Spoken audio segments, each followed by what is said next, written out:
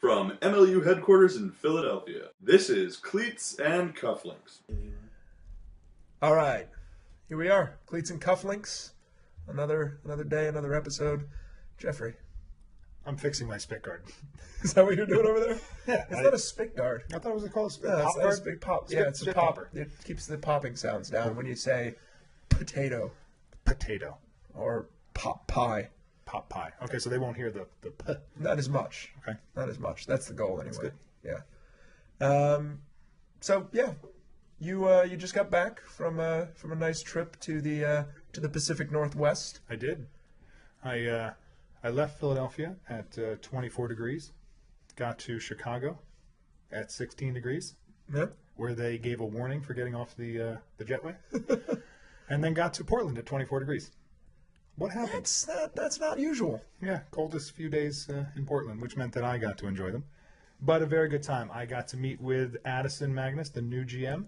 New GM for the Portland Stags. I got to see their new stadium in Hillsborough. So excited about the stadium. I know it's best way I could describe it is PPL Park cut in half. So it had club boxes, concessions. The locker rooms were brilliant. Everything was awesome. Yeah, I mean they're going to be serving food. They're going to be serving beer. Food, beer, the whole 9 yards. My goodness. And big parking, everything you could have wanted in a stadium, and they couldn't have been more excited to have the Stags, I was impressed. Love it.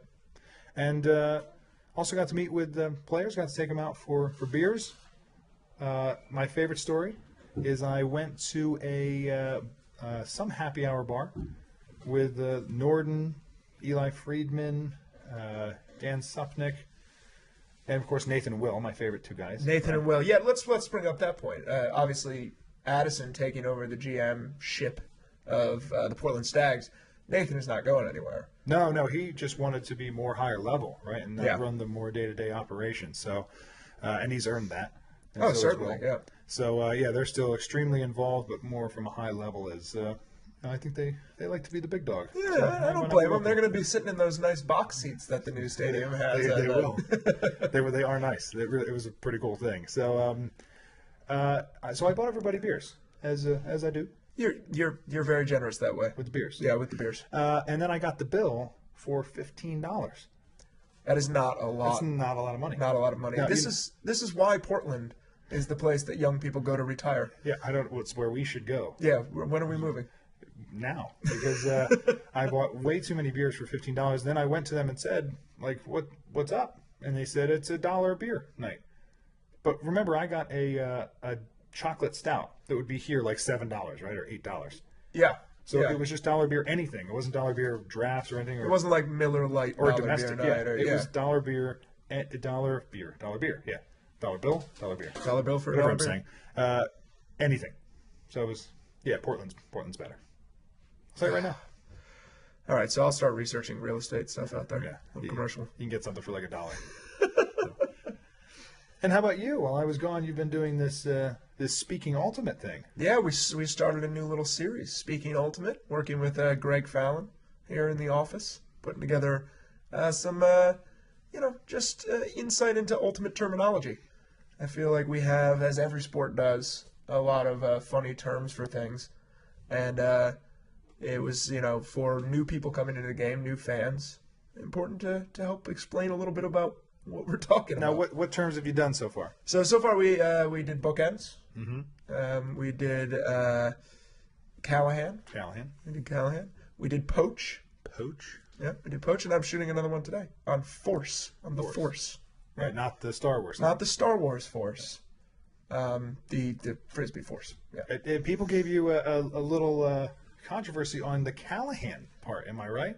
Yeah. They said that. Yeah. They said that. I don't know what they said. Yeah, I mean, there's some debate about the exact reason it was named after Henry Callahan, whether he had introduced the rule or whether it was just kind of called that in homage as they, instituted the Callahan rules. It's it's a little bit of a confusing history. I don't think we said anything wrong in the story we told.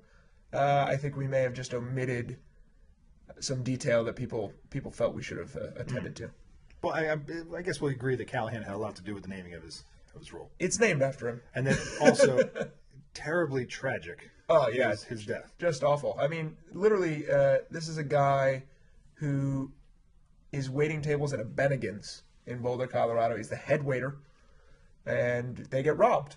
And he does what you're supposed to do, from all reports, which is give the person the money, as they're holding a gun.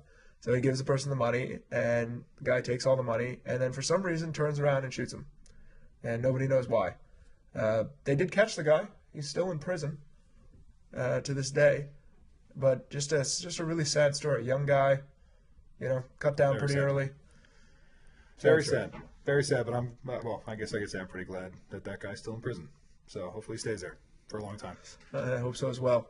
But yeah, I think it's a nice thing that, to see the legacy of that kind of guy carried over. Even just, obviously the MVP award for college players is named after him. Mm-hmm. But also just to have something so integral to the game as a term defining a specific situation is kind of cool to see his name live on that way.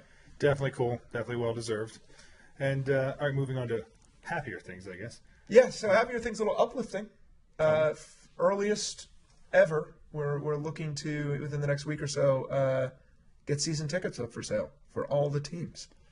Now, there's questions that hit right away.